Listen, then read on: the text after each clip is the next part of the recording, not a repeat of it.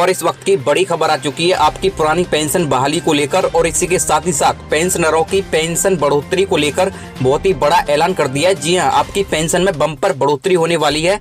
और इसी के साथ ही साथ सरकारी कर्मचारियों के लिए बहुत ही बड़ी खबर है। और आपके महंगाई भत्ता बढ़ोतरी को लेकर बड़ी खबर आ चुकी है। आपके महंगाई भत्ता में बम्पर बढ़ोतरी हुई है, मैं आपको बताने वाला हूँ।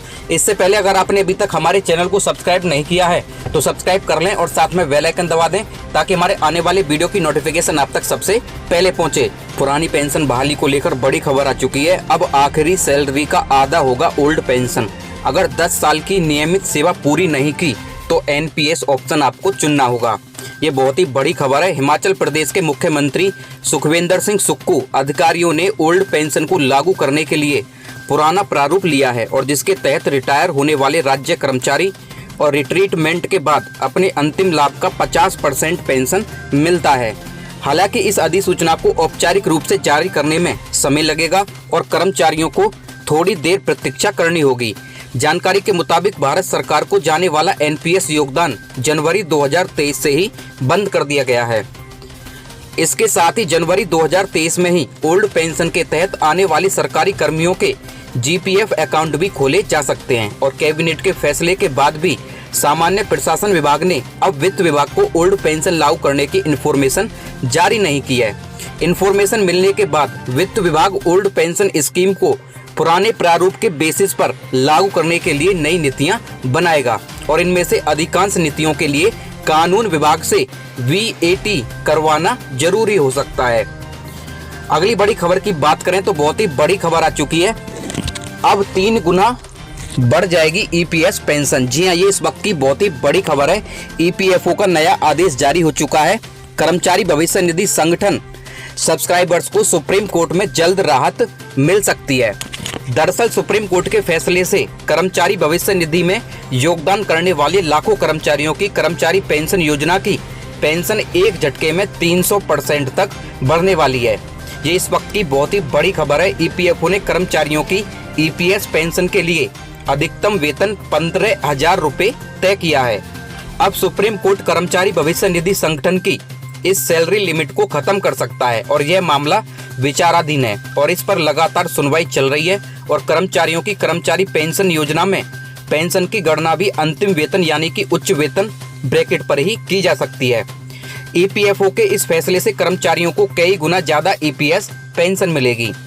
बता दें कि पेंशन पाने के लिए ईपीएफ में 10 साल तक योगदान करना जरूरी है, और वहीं पर 20 साल की सेवा पूरी करने पर 2 साल का वेटेज मिलता है। अगली बड़ी खबर की बात करें तो कर्मचारियों के लिए गुड न्यूज है। नए वेतनमान का लाभ जल्द और वेतन में बढ़ेगी राशि। पुरानी पेंशन योजना पर बड़ी अपडेट आ चुकी है। कर्मचारियों के लिए बहुत ही बड़ी खबर है। 7वें वेतनमान का लाभ दिया जाएगा, और इसके लिए सरकार की तरफ से घोषणा कर दी गई है। हालांकि घोषणा होने के बाद अब तक की कार्रवाई को लेकर कर्मचारी संगठन के प्रतिनिधियों द्वारा 24 फरवरी के कार्यव्रत में मुख्य सचिव के साथ बैठक हुई, और इस बैठक में संविदा कर्मचारियों के लिए 7वें वेतनमान को लागू करने पर महत्वपूर्ण चर्चा की गई है। कर्मचारियों को नियमित करने की मांग। जी हां, उत्तर प्रदेश में कर्मचारी संगठन द्वारा हुए बैठक में कर्मचारी नेताओं द्वारा महत्वपूर्ण मुद्दा उठाया गया है, जिसमें कहा गया है कि सृजित पदों के सापेक्ष संविदा कर्मचारियों के 15 वर्ष से अधिक समय से कार्यरत हैं, उन्हें नियमित किया जाना चाहिए। और इसके साथ ही समाज कल्याण विभाग, बाल विकास और परिवहन निगम और जनजाति विकास विभाग द्वारा संचालित विद्यालय के संविदा शिक्षकों को नियमित करने के साथ उन्हें 7वें वेतन का लाभ दिया जाना चाहिए। पुरानी पेंशन योजना पर सरकार का स्पष्टीकरण जारी। इधर उत्तर प्रदेश में पुरानी पेंशन योजना पर भी सरकार ने स्पष्टीकरण जारी कर दिया है।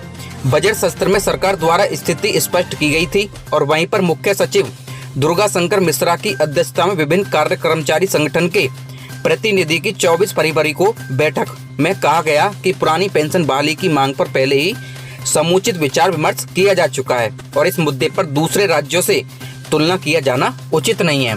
अगली बड़ी खबर की बात करें तो आपकी ओपीएस को लेकर बहुत ही बड़ी खबर आ चुकी है, जो कि हर सरकारी कर्मचारी के लिए जानना जरूरी है। पुरानी पेंशन बहाली के आंदोलन से डरी मोदी सरकार, किया तुगलकी फरमान जारी। कर्मचारियों ने कहा हम सुप्रीम कोर्ट जाएंगे। पुरानी पेंशन की बहाली के मुद्दे पर केंद्रीय कर्मचारियों ने केंद्र की मोदी सरकार की टेंशन को बढ़ा दिया है, और बढ़े भी क्यों ना, क्योंकि लाखों सरकारी कर्मचारियों ने केंद्र की मोदी सरकार के खिलाफ मोर्चा खोल दिया है। और केंद्रीय कर्मचारियों ने मोदी सरकार के खिलाफ ऐसी मोर्चाबंदी कर दी है, अगर वो प्लान कर्मचारियों ने धरातल पर उतारा तो मोदी सरकार घुटनों पर आ जाएगी। दरअसल 18 लाख सरकारी कर्मचारियों से डरी केंद्र सरकार ने केंद्रीय कर्मचारियों के आंदोलन को लेकर तुगलकी फरमान जारी कर दिया है और फरमान भी ऐसे जारी किया है जो कर्मचारियों को आंदोलन में जाने से रोक सके।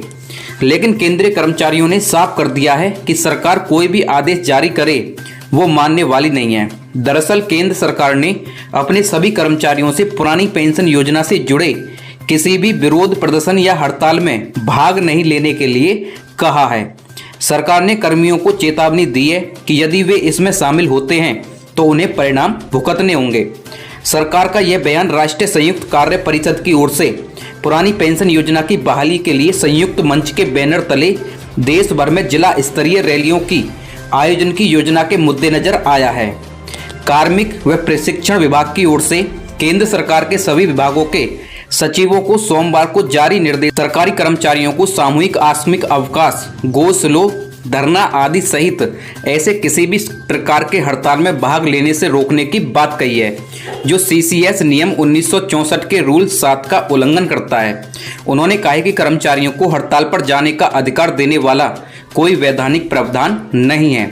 सुप्रीम कोर्ट ने भी कई फैसलों में सहमति व्यक्त की है और हड़ताल पर जाना आचरण नियमों के तहत एक गंभीर कदाचार है और सरकारी कर्मचारियों की ओर से किए गए उल्लंघन को कानून के अनुसार निपटने की आवश्यकता है। इन निर्देशों में कहा गया है कि विरोध प्रदर्शन सहित किसी भी रूप में हड़ताल पर जाने वाले कर्मचारी को परिणाम भुगतने होंगे और उनके खिलाफ वेतन में कटौती के अलावा उचित अनुशासनात्मक कार्रवाई भी की जाएगी।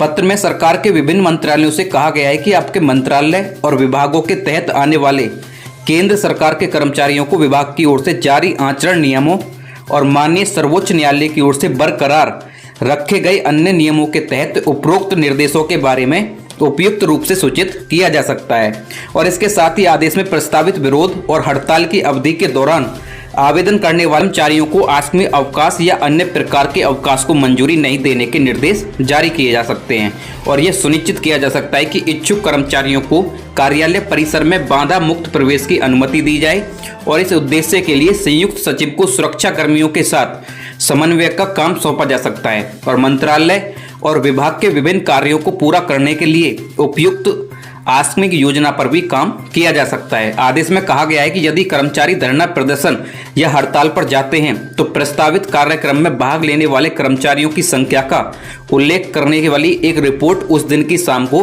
डीओपीटी को दी जानी चाहिए। हालांकि केंद्र सरकार की तरफ से जारी किए गए इस फरमान पर केंद्रीय कर्मचारियों के एक प्रतिनिधि ने बताया कि हमें पता है कि सरकार हमें डराने के लिए प्रयास कर रही है, लेकिन हम सरकार के किसी तुगलकी फरमान से डरने वाले नहीं हैं। हमारे कर्मचारी साथी आंदोलन में बढ़ चढ़कर हिस्सा लेंगे और सरकार अगर हमारे खिलाफ एक्शन लेती है तो फिर हम सुप्रीम कोर्ट का दरवाजा खटखटाएंगे। हमारे पास भी अपने संवैधानिक अधिकार हैं और उसका हम इस्तेमाल कर सकते हैं। तो ऐसे थोड़ी है कि सरकार ने जो आदेश जारी कर दिया है हम उसको मानने के लिए बाध्य हैं। तो ऐसा नहीं हो सकता कि हम भी धरना प्रदर्शन में हिस्सा ले सकते हैं और ये हमारा संवैधानिक अधिकार है। कर्मचारियों ने कहा कि सरकार हमें डराने का प्रयास कर रही है ताकि हम आंदोलन में हिस्सा न ले पाएं और सरकार का ये आदेश बताने के लिए काफ़ी है कि सरकार हमारे आंदोलन से डर गई है। अगर हमने पूरी एकजुटता के साथ आंदोलन किया तो फिर सरकार को हमारी बात माननी पड़ जाएगी। इसलिए कर्मचारी पुरानी पेंशन की बहाली के मुद्दे पर पूरी ताकत के साथ आंदोलन करें। तो यह थी इस वक्त की बड़ी खबर। अगली बड़ी खबर की बात करते हैं तो आपके लिए बहुत ही बड़ी खबर आ चुकी है महंगाई भत्ता और पुरानी पेंशन को लेकर। महंगाई भत्ता में 4% को मिली है मंजूरी, कर्मचारियों के खाते में जल्द आएंगे पैसे। जी हां, मोदी कैबिनेट में 4% महंगाई भत्ते को हरी झंडी मिल गई है और ये नई बढ़ोतरी सरकारी कर्मचारियों को मार्च की सैलरी में जुड़कर मिलने वाली है और केंद्र सरकार ने केंद्रीय कर्मचारियों को फायदा पहुंचाते हुए डियरनेस अलाउंस में 4% तक की बढ़ोतरी की है और जिसका भुगतान मार्च माह की सैलरी के साथ किया जाना है। आज शाम मोदी कैबिनेट में इस निर्णय पर सहमति बन गई है और केंद्र सरकार द्वारा महंगाई भत्ते को 38% से बढ़ाकर 42% कर दिया गया है। CPI-IW के आंकड़ों के हिसाब से 2022 दिसंबर में महंगाई भत्ता में 4.23% तक का इजाफा हुआ था और इसे राउंड फिगर 4% में केंद्रीय कर्मचारियों को दिया जाएगा। और पिछले 6 महीने यानी कि जुलाई से लेकर दिसंबर के बीच उपभोक्ता मूल्य सूचकांक के लिए महंगाई का आंकड़ा 4.4% बढ़ा था और इसमें 4% तक इजाफा हुआ है। जनवरी से पहले केवल 38% महंगाई भत्ते का भुगतान केंद्रीय कर्मचारी और पेंशनरों को हो रहा था, लेकिन अब इस भुगतान को बढ़ाकर 42% कर दिया गया है। तो आपके महंगाई भत्ता में 4% की बम्पर बढ़ोतरी हुई है।